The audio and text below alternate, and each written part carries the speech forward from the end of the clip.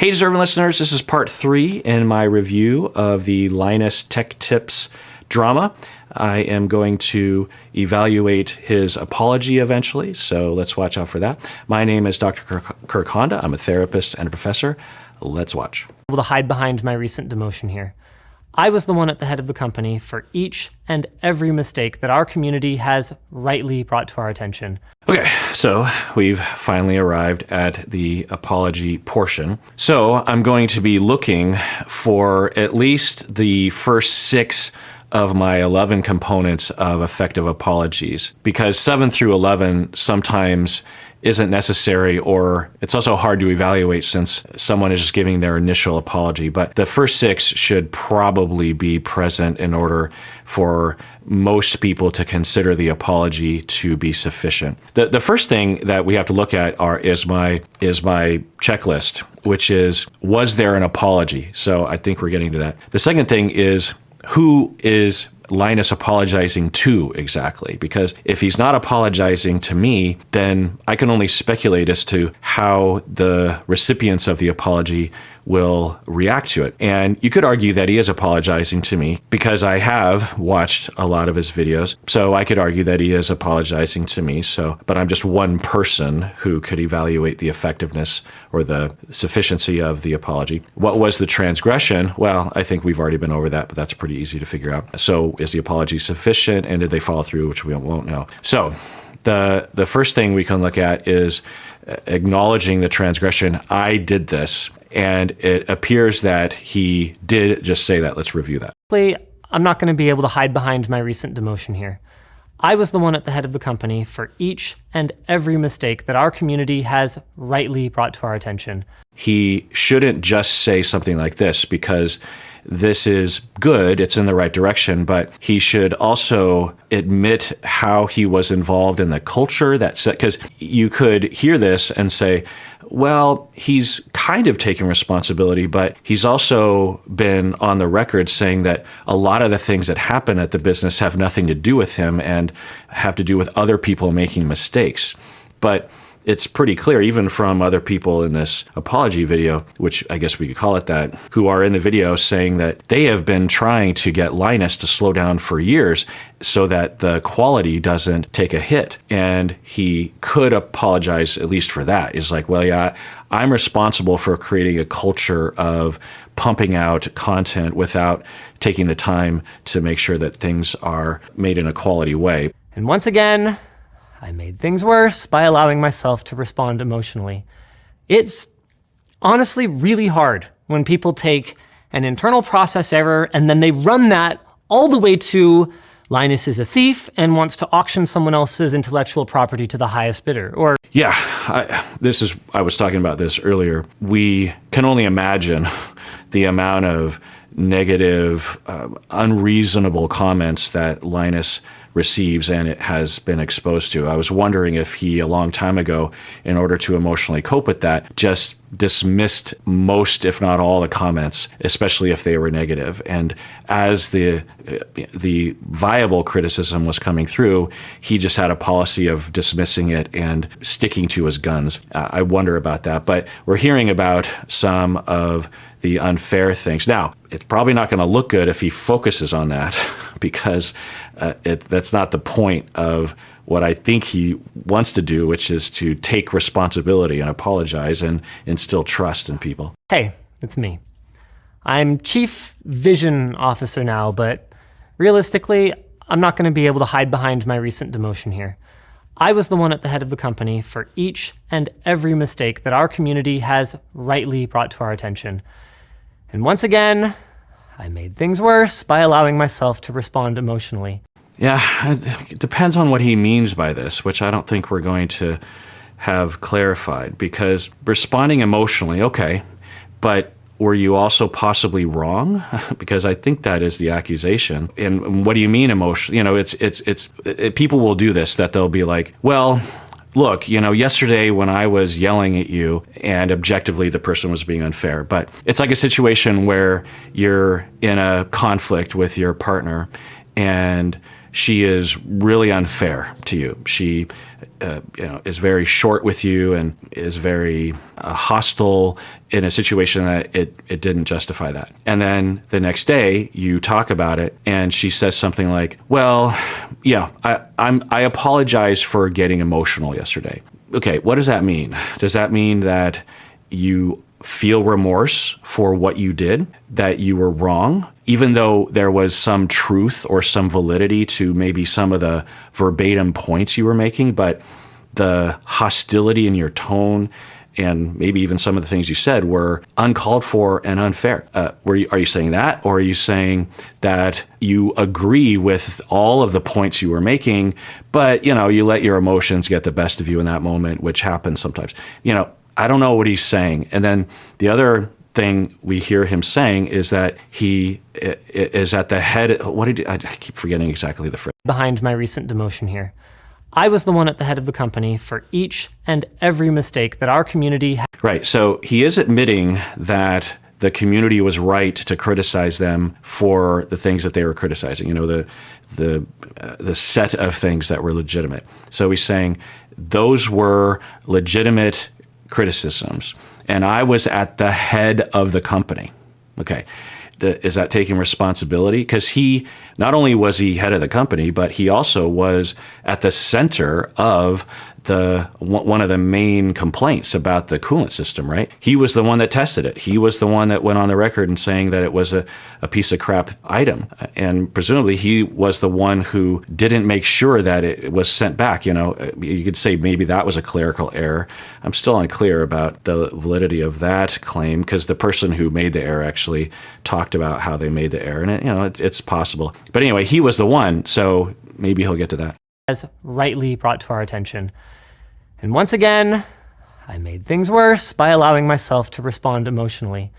It's honestly really hard when people take an internal process error and then they run that all the way to Linus is a thief and wants to auction. Right. So I get the point that he's making, I think, which is that when you're constantly being attacked for, in an unfair way, and severe things being said about you, that you get emotional and defensive sometimes, even when it doesn't call for that. I think that's what he's saying. But he should be clear about that, because at least so far, it kind of looks like he's saying, look, I made these mistakes, but look why. This is why. It's because people are unfair to me. And that doesn't really constitute remorse and an apology yet. Someone else's intellectual property to the highest bidder, or accuses me of trying to brush something under the rug just because I do think it's important to get all the details before declaring me to be a low-down liar, straight-up piece of shit. We were slow shipping back the GPU that Billet Labs sent us. There's no way around it. That's our bad. But the delay in communication, the one that prompted the post that you guys just saw, it was less than 2 business days. Yeah, it's still defensive. Every time he says guys, I don't know what it is, but those other videos where he was being defensive and lacking diplomacy, it's like, come on, guys. There's a tone to it that is not very appealing. Now, from my understanding, I think people are responding well to this video. So I didn't react to most of it, but there were a lot of employees for the Linus Media Group who were saying, we're definitely going to revamp our processes. We feel bad that we made videos that were, and then it gets to the Linus bit and it's just more defensiveness, really. So maybe the audience is thinking, well, yeah, Linus has a problem, but the videos are made by all these other people and they seem to be more trustworthy because they're taking responsibility and are telling us how they are going to change moving forward. Linus has not done that yet. Maybe he will. The second that I was made aware of the situation, on the 14th, I emailed Billet Labs and I explained what happened. So we always use this as a jumping off point. I'm already annoyed. So when you're in a conflict with someone and someone is accusing you of something, a little tip is to fully validate and establish that you understand what the other person is saying. Now, maybe you don't necessarily completely validate, maybe you don't even agree with the criticism or what they're trying to tell you. Like a common example is in your long-term relationship, your partner comes to you and says, "You've been distant lately," or something like that. It's a common complaint. And the first thing you should do that almost no one does, the best thing you can do is to ask questions if you don't understand, if you need clarification. Put aside your defensiveness and say, say it's said in a critical tone, like someone says, like, "You're a bad partner because you're so distant all the time and you don't care about my feelings." Okay. That'd be a common way that this would be communicated. It's not a great way to communicate it, but it's at least opening a door for a conversation. And the best thing you can do in that moment is to ask questions if you need clarification. But if you know what they're talking about, you're just like, "Oh, okay, so you're saying that I've been distant lately. Is that what I'm hearing? Yeah, you've been really distant, and it's like you don't even care about me." And instead of being like, "What are you talking about? I care about you, and you're constantly," that's the common defensive response, which if you want to get a divorce, then head down that road. Research shows that defensiveness is a precursor to breaking up. It's a pretty strong indicator that things are not going to work out in the future because it doesn't build a process where you can actually work on things, and it leads to other indicators of divorce or breakup, such as contempt, because as the person hears your defensiveness and you stay in a place of defensiveness, then the two of you will build contempt for each other, where you start having conclusions about each other, like, "She's a jerk face," or "He's always distant, he doesn't care about my feelings. It wasn't just this misunderstanding or a temporary moment. He generally doesn't care about my feelings because of, look how defensive he got." And I told him I don't want him to disregard my feelings, and he disregarded that I was saying that. So it just confirms that, those build up over time, and they're mistakes. It's not true. I'll have couples come into my office, and they will have developed these conclusions, these contemptuous conclusions about each other that are just simply not true about each other. And we find that it's not true because we do a lot of work in the relationship moving forward. And that untrue misunderstanding is what leads to a lot of conflict, divorce, breaking up, people at work who hate each other, politicians who hate each other. It's the basis of most of the problems in our society, in our world. In my opinion, and I could make a strong case for it if I could bother you with it, but I won't right now. Anyway, just take my word for it that I believe it to be true. Anyway, so the first thing you could say if you're not trying to head toward divorce is you say something like, "Okay, wow, so in the back of your mind, you might be thinking, well, I've been really stressed out with work, so thanks for not recognizing that." Okay, you don't say that. "I'm also kind of distant from you because you criticize me all the time." Okay, so you have that at the ready. Those are front and center, but put that aside. For now, if I'm actually trying to rebuild a relationship here and build trust and communication between the two of us, then I need to take it one step at a time. That my partner is telling me that I'm distant. Probably they're hurt. It's a good thing to always imagine, okay, what's the hurt or what's the fear? Even though I'm not getting that now. And if you're the complainer, lead with what you're afraid of or what you're hurt by. You are feeling distant to me, and that hurts me because I want to be close to you. It's a much better way of saying it. Almost no one says it that way, but it is much more likely to go over well. But in absence of that, try to figure that out. So, okay, I'm getting criticized. What is my partner afraid of, or what were they hurt by? Even though they're not telling me it, it'd be nice if they told me, but they're not. So if I can imagine what that would be, and it wouldn't be hard to imagine. She's telling me that I'm distant, so she must be hurt. Doesn't take a genius to figure that out. She's not telling me that. She's criticizing me and being mean and I think being unfair, but it's coming from a place of pain for her. So that helps, right? Instead of it coming from, which most people assume it's coming from a place of vindictiveness. She just wants to criticize me because she's a jerk face and she doesn't care about my feelings. That is not usually the case. There are psychopaths in the world that do exist, and they might do that. But in all likelihood, your partner is not one of those. Might be, but not likely. Those individuals are on the order of 2% of the population. They're out there, but it's not common that you'd be in a relationship with them. They're often in and out of prison, by the way, statistics show. So instead of getting defensive, like Linus often does, you, even though you might have those at the ready, which maybe they're valid, and this could be valid, but you want to lead with, he could have, I'm just trying to think what he could have done.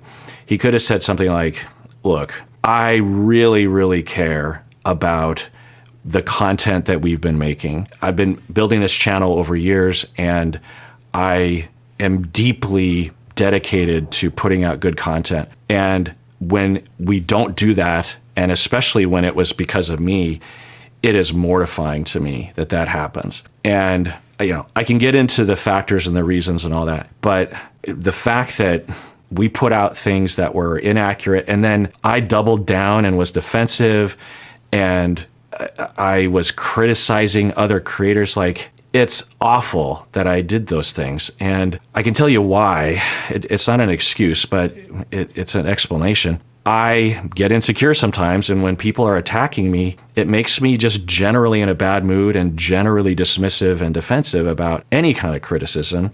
And so when legitimate criticism comes my way, I am not open to it because I'm constantly trying to protect myself from, believe me, there's a lot of unfair criticism. I can show you later. And over the years, and I've learned to just completely reject that. But that's not an excuse, but it does, I hope, provide some background as to why I would just be so dismissive and immediately defensive about people criticizing us and me for what we're doing. Plus, to be honest, because I wonder if this is also a factor, to be honest, I don't like the fact that whenever anyone does anything wrong or there's any kind of mistake made by, the 100+ people that work for this business, people always attack me, which I just don't think is very fair. That doesn't excuse how defensive I got with that set of things, but it does, I hope it kind of explain why I get in a bad mood and I react poorly. So I apologize and I feel bad. I really want to make a good product. Okay, why not that? I'm just saying. Instead, it's this initial statement of I need to take responsibility, but he doesn't really get specific. And that's always the thing with these public apologies is, you can say you're apologizing. You can say you take full responsibility. Okay, that's a good topic sentence. If you don't provide the body of the paragraph, it's an empty statement. Anyone can say they take responsibility, right? But unless you demonstrate that you're taking responsibility, then it's not taking responsibility. You're just saying a fake sentence. So at this point, I'm waiting for the substance to the apology or the acknowledgement or the taking responsibility. So far, he's just still complaining. I even included Colton's attempt at apologizing and offering, no questions asked, full compensation for their stated value of the product, which happened on the 10th, before we were under any pressure to do so, and without Colton even bothering to check with me or Yvonne before just saying, go for it. He knows that our internal policy... Still complaining. Now, these could be legit.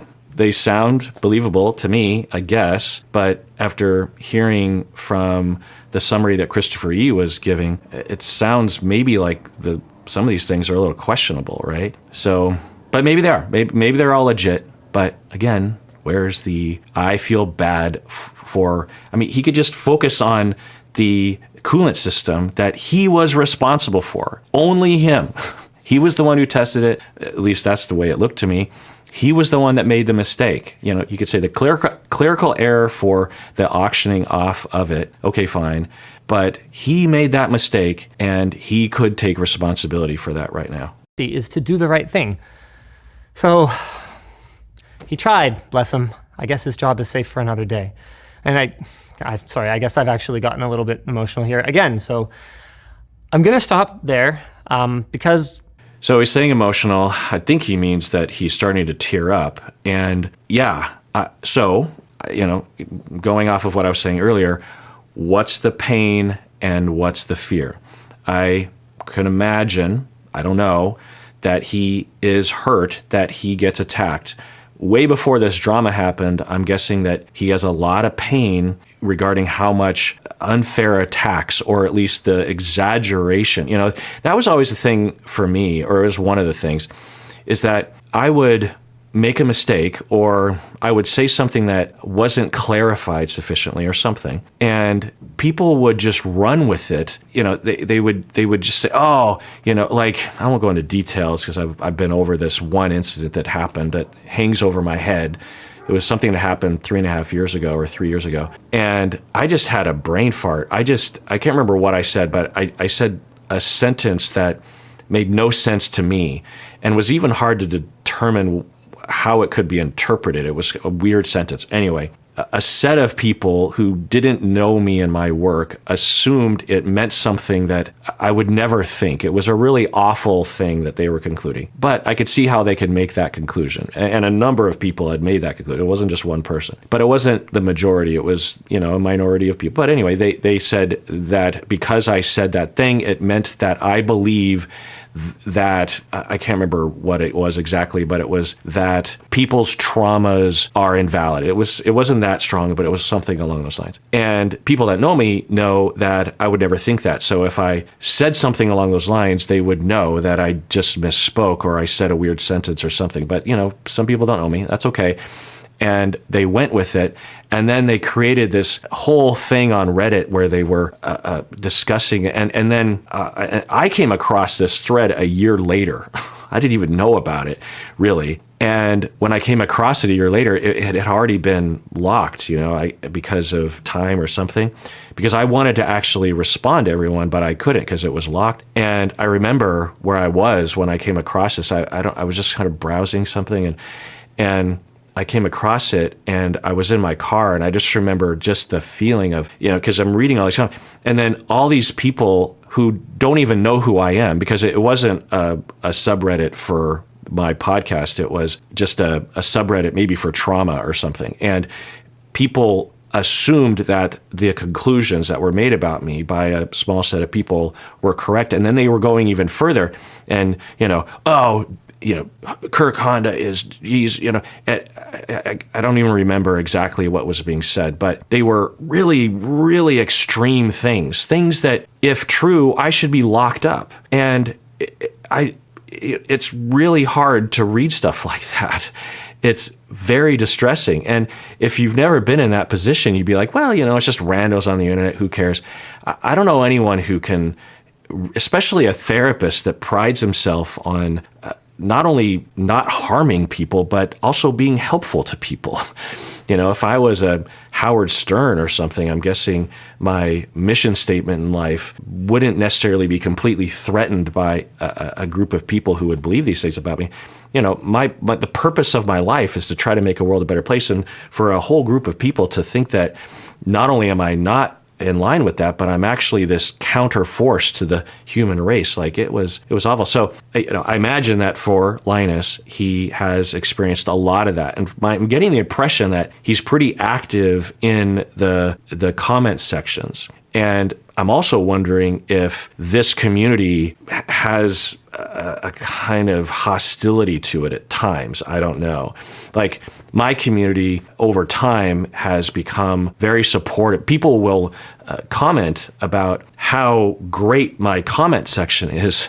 And I wonder if that will change on these videos, because it might attract a different, outside group of people. But for my core videos, people will, in the comment section, say, I've never been in a comment section on YouTube that is so reasonable and nice to each other, because the community has built around that. But I also will reward that or monitor it at times and say, like, hey, people will be fighting, and maybe I'll even agree with one side or the other, but I'll hear a hostility that I think is not conducive to change or discourse. I want people to be able to talk about these things.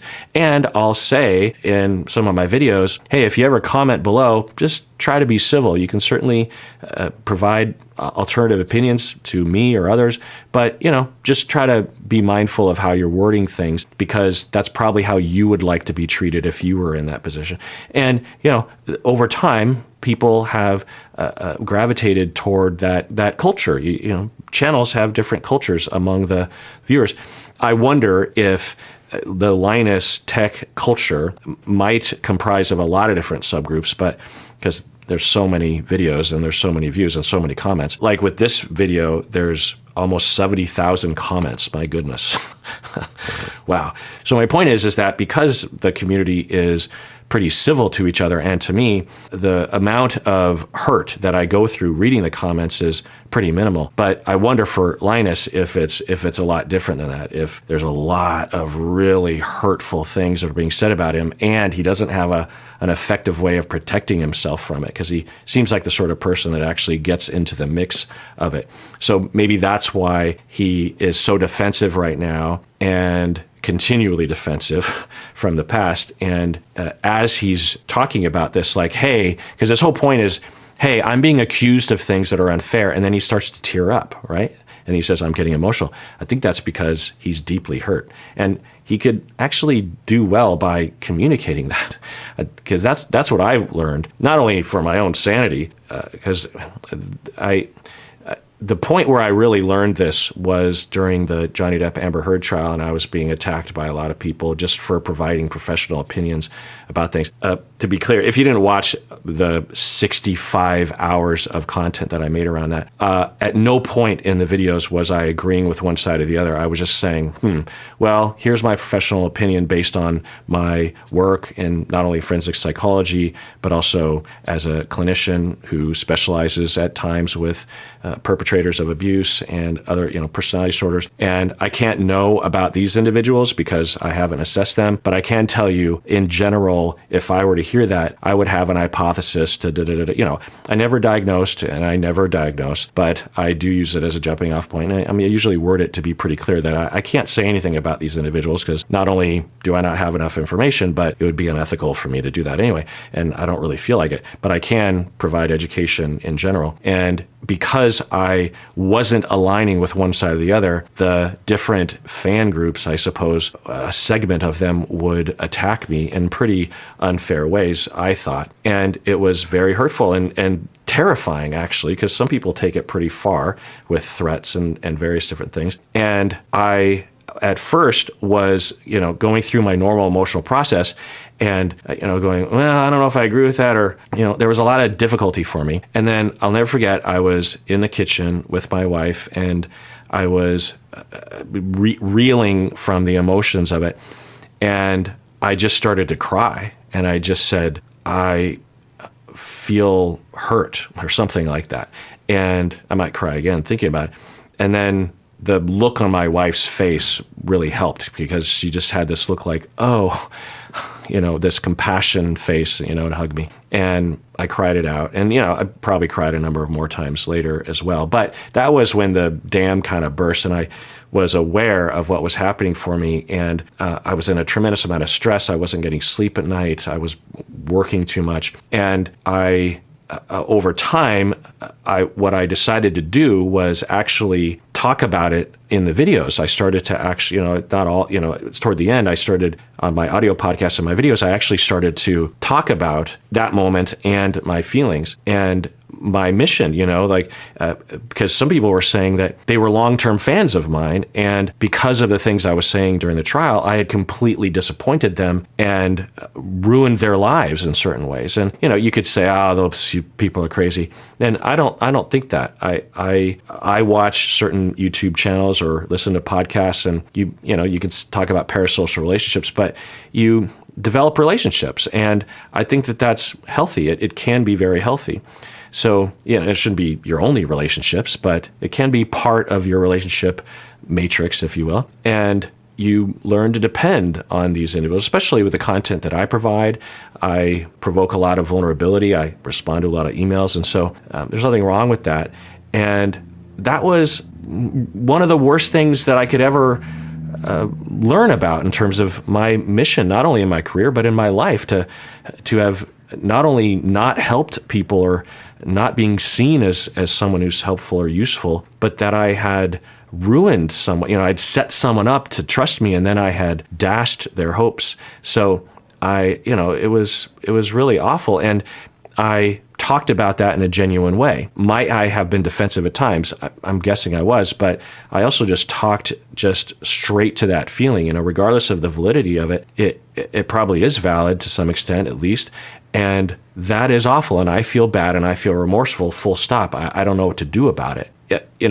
Linus, with those tears that he almost had, he could do that. And that would help. I think it would help him, and it would also help the audience to trust him more, I think. But I don't know, I suspect he has a whole team of PR people, maybe he doesn't, that are more knowledgeable about this than I am. And when I talk about these principles, some people will say, well, if you do that, then you just invite more criticism. And I don't know if that's always true. I think it depends on the way that you say it. And I think I just know from my experience as a clinician and as a human that it is really hard for most people, if not everyone, to truly apologize and take responsibility. You would think that apologies would be this fundamental, easy thing that most people understand how to do. People are miserable at it, in my experience. I have to walk my clients that are educated, maybe even therapists themselves in my office as clients. I have to walk them, and I had to spend a good portion of my life wrestling with my own issues in this to develop at least a halfway successful system, just even for myself. And so I have to walk people through these things. And even then, after months or years of therapy and working on this sort of thing, people are still overall unsuccessful along these lines. It's so easy to get defensive. So it's a thing. And so I just always am wishing that the public figures, when they're apologizing, that they would just level with us and cry and say, I'm trying and I want to do better, and I did make those mistakes, and I feel bad about it. And I feel like sometimes people attack me unfairly, but some of the criticism is valid, and it really just makes me cry to think that I did those things and I defended it. Just something along those lines. But they almost never do. And who cares about public figures? It doesn't. This channel will go on with its path into the future. But what I am really concerned about is our interpersonal relationships, our actual relationships with our partners, our family members, politicians, apologizing to each other. So many things in the world could be solved if people could go through the whole process. And it's not just the apology, because the apology represents something. It represents someone who actually takes the time to figure out what happened, in a non-defensive way, in a way that actually takes responsibility. Here's what I did here's the blind spot in my personality. Here is my anxiety. Here is my pain. Here is my anger. Here is my clouded judgment. Here is my personality quirk. And I got to this point, and I apologize. I'm not explaining it away, but I'm telling you how I got here, because now I know, and now you know, what I need to do to change so that I don't do it again, or at least I can limit the amount of times it happens in the future, because now I know where it comes from. I know what to work on. Just imagine if we all did this more often. We wouldn't even have to do it all the time. Let's say just 30% of the time, because in my experience, even just in regular life, in real life, outside of the YouTube world, I would say that people do that less than 1% of the time. And it's such a missed opportunity. It's just all the pain and divorce and breaking up and being fired from a job and politicians who hate each other and coworkers who develop bad relationships. Just think about all of the pain and suffering that happens because people don't have the ability to walk themselves through this process. My dogs are barking. So many things can, and the trust that can be built, right? That imagine that person you hate the most at work, or that former partner that you just hate the most. Imagine if they could really just fully investigate, maybe in therapy, figure out what's going on with them, and they come to you with this really robust apology that is believable, and they feel bad about it, and they talk about what is wrong with their personality that led them to that, and they don't make any defense, they don't say anything defensive about it. And they just full stop say, I feel bad for what I did and I caused you pain and I'm sorry. There's something wrong with me. I'm working on it. Just imagine. I mean, I can imagine it. There are so many things I wished that people could have apologized, still would wish that people would do that for me. And it'll never happen. A lot of people have because I've built this culture in my life. But so when I see a public figure that just completely, now maybe he'll get better in a second, but when they just completely miss the mark, it represents that deficit among humans and in our society that I know causes so much pain.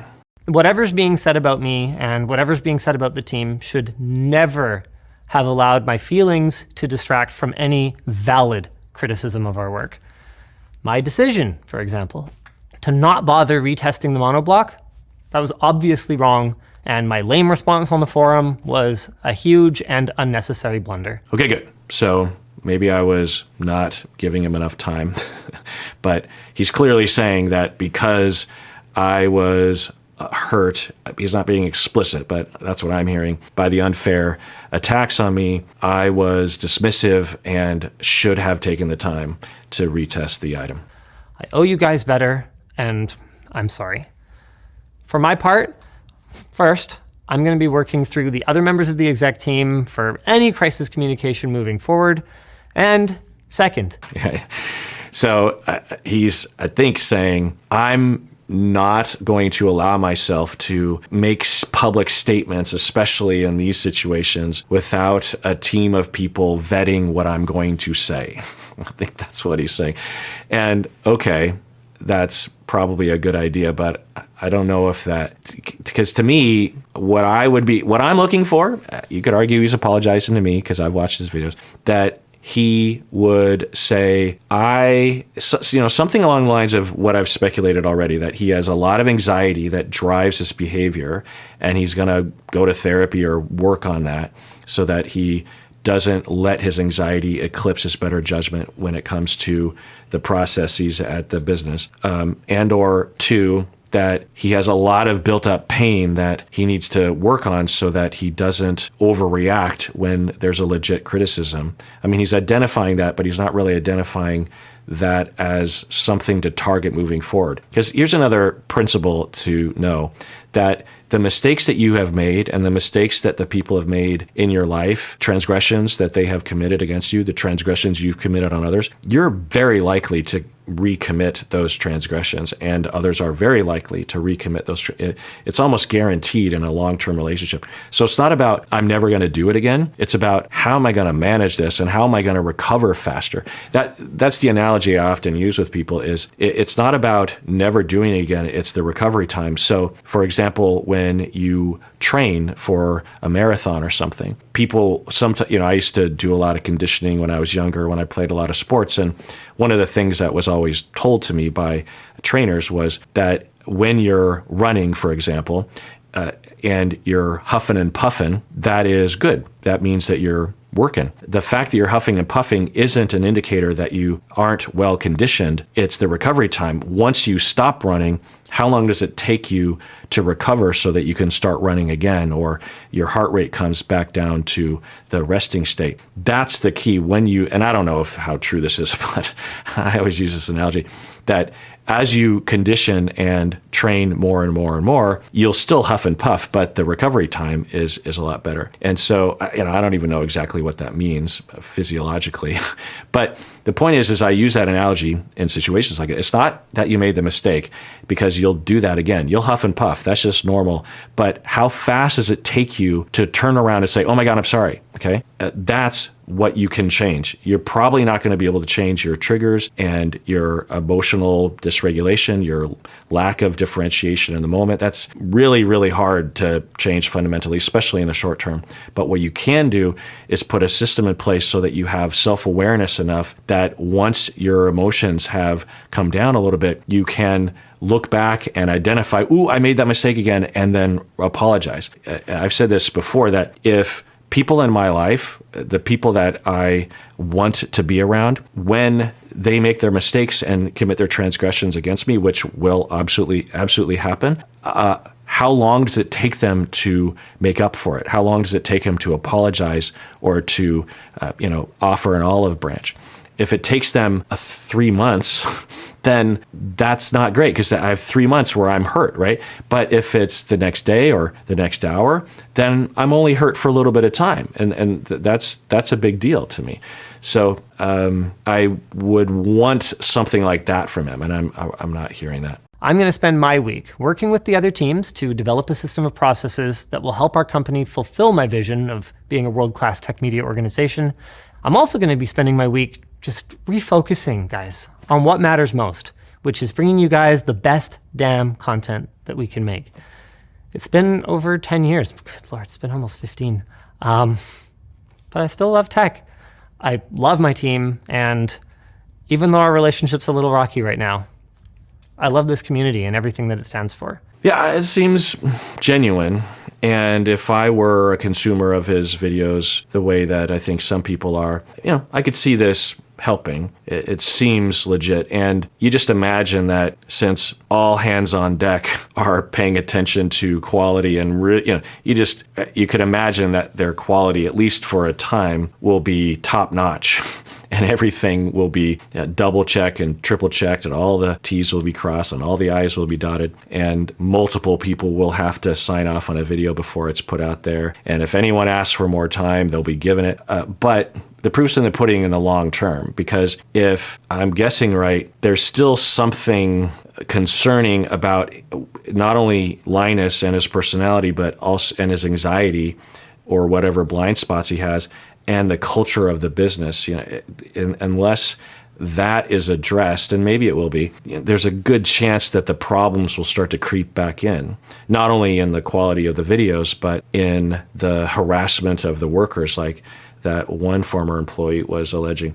So proof's in the pudding. I guess we won't know until 1 or 2 years later if this apology or this moment of time for him and others are they truly looking at themselves in a deep, responsible way. It's not being shown really, but it could happen. It could be happening. I don't know. None of that has changed, and none of it is going to. During my interview, one line from Linus that stood out to me. Okay, so yeah, well. All right, let's look at my criteria here. Well, let's look at the 11 things. So, acknowledge the transgression. I did this. So what I mean by this one is, did the transgressor sufficiently identify what they did wrong? Well, I would say that he definitely did admit what he did wrong with the coolant system, right? That was pretty clear. But to me, he didn't apologize for the culture that he created, I think, and I think people are accusing him of this, of creating a culture where there's a lot of pressure for people to pump out material fast. And so that wasn't really addressed, or at least not sufficiently in my eyes anyway. Number 2, acknowledge the harm. I caused you harm. And that's a key part of the apology and often left out. Did he do that? I mean, you could say it's sort of implied. It would have been better if he could have been more explicit, like, because I made these poor videos and maybe created a culture that might have contributed to other poor videos being made, and I didn't respond to people's valid criticism, I was dismissive and hurtful to people and caused people to wonder about the validity of these videos, and I should also apologize to that business. He didn't do anything like that. The 2 people that work for that coolant company business, I could have destroyed their business because of the bad press that I put out there about them. It might still be damaged even though everyone or a lot of people understand now that I was wrong, but I need to apologize to they could have lost their investments. I caused that harm because he, has a lot of weight that he can throw around, and he could ruin an entire business, and he almost did that, I think. Number 3, take responsibility. It's my fault. Yeah, you could say he kind of did that. 4, sincerely express remorse. I feel bad. Most people aren't great at this, especially in public videos. I would say he did a little bit of that because it did come across that he did feel bad. But again, without elaboration on what he feels bad about, it's hard to know exactly. So that's another deceptive part of apologies. I actually identified this when I was watching the Vanderpump stuff. When people cry, there's a lot of reasons why they would cry. When people exhibit emotions that they're hurt or they're suffering, there's a lot of reasons as to why they'd be suffering. And it's possible, there are 2 main possibilities that I'll highlight with Linus as he was expressing some sort of pain, right, as he was kind of tearing up. So one that would be, the first one I'll highlight, which would be the preferred way, is that he is having empathy. He knows he has harmed other people, and it hurts him to think about the harm that he committed in the same way that he would feel bad for them if he wasn't the one who caused the harm. Just watching someone that you care about go through harm, you feel bad for them, right? And it's like, oh, and then especially, I was the one that did that. Oh, I feel so bad. Okay, that's one version of the tearing up. The other version is, I have been caught in something and a lot of people hate me now, and I feel somewhat unfairly attacked. And I feel hurt by that, and now I'm crying. We don't really know because he didn't elaborate on what he was saying. I could see it going either way, or both. It can be both. Number 5 is explain the cause without making excuses. Yeah, he did that briefly. You kind of have to connect the dots, but I've been over that. He went over a little bit of that, but he didn't really talk about what I would imagine is present, which is his anxiety and his pressuring that he's been putting on people. So he did offer a remedy. He's going to make it up by making sure the videos are good quality, and I think he did that pretty well. And requesting confirmation of actually this is more interpersonal stuff, requesting forgiveness, following through. So a big part of it is following through with the remedy and the plan, and I guess we'll find out. And then find meaning is hard to know for him, but I put that there because when we apologize, not always, and by the way, there's a lot of different levels to apology. You can bump into someone on accident at the grocery store and say that you're sorry. You don't have to do all of these things sufficiently or elaborately. You could literally just be, oh, I'm sorry. And that's probably a sufficient apology for that transgression because you didn't mean to do it, right? But the kinds of things where you really have to become more systematic is when you're committing a transgression that is relationship threatening, which is what Linus did. And in those apologies, the meaning portion is important because, and what I mean by that is that, like for Linus, as he's going through this and all the emotional ups and downs and the thoughts he's been having and the defensiveness and the drama and other people chiming in, at the end of that process, it'd be healthy for him to review everything that happened and draw some kind of overall narrative about everything that happened. For example, it could be possible that he would draw the conclusion of like, I think I need to maybe reorient my life. And he kind of did that in the apology videos. Like, I want to reorient to what I love to do, which is to make quality videos. So maybe he has done that. That could be one of the meaning-making aspects to this whole process for him. I don't know. So in terms of grade here, let's see. I usually start from the bottom because it's usually, that's where we're looking at. Completely insufficient, no, I wouldn't. I don't think he was an F. Slightly sufficient, so let's look at the items here. The average public apology is slightly sufficient. Minimally met some requirements. It lacks depth. In terms of my gauge of things, I wouldn't put him in that category. C, mostly sufficient, somewhat met most of the components. Yeah, so I would say a C minus, but really is in the pudding, right? If he actually does correct for things, and the employees would probably be the only ones that would know immediately if because I'm guessing what he has to do is actually take a pretty big pay cut. I don't know, but I'm going to take a guess and say that because all the things they're saying in the video, in the apology video, all the employees, the things that they're talking about doing, especially no longer publishing videos for a while, is going to cost this corporation a lot of money, not only in lack of revenue, but in paying employees to go the extra mile. So that all cuts into profits. And I don't know how their scheme works exactly, but I'm going to take a guess and say that Linus owns a lot of the business, if not the entirety of it, and all the profits go to him. Who knows? I mean, a lot of investment, probably profits go to reinvesting. But anything beyond that, I'm guessing he gets all that extra money, or at least he gets a portion of it. And so for him to really do what they are promising, the shareholders or Linus will have to take a pay cut, maybe even forego any kind of profits for a number of years while they, institute these changes, because that was the problem in the past. It was all about the bottom line and money, and they didn't want to retest things because that would cost money, because that would cut into profits. So there's a huge incentive to not follow through on this sort of thing. Who knows? It could even threaten the viability of the corporation altogether. There might be they might be working off of a very low profit margin to begin with, and if they invest more money in labor, then maybe they'll have to start laying people off because they won't be able to pay their employees anymore. That could happen. I don't know. So the proof's in the pudding moving forward. And it would be something if they actually manage to pull this off, because what I'm guessing that means is those shareholders will be losing money. And that would show that the shareholders and or Linus really care about the product.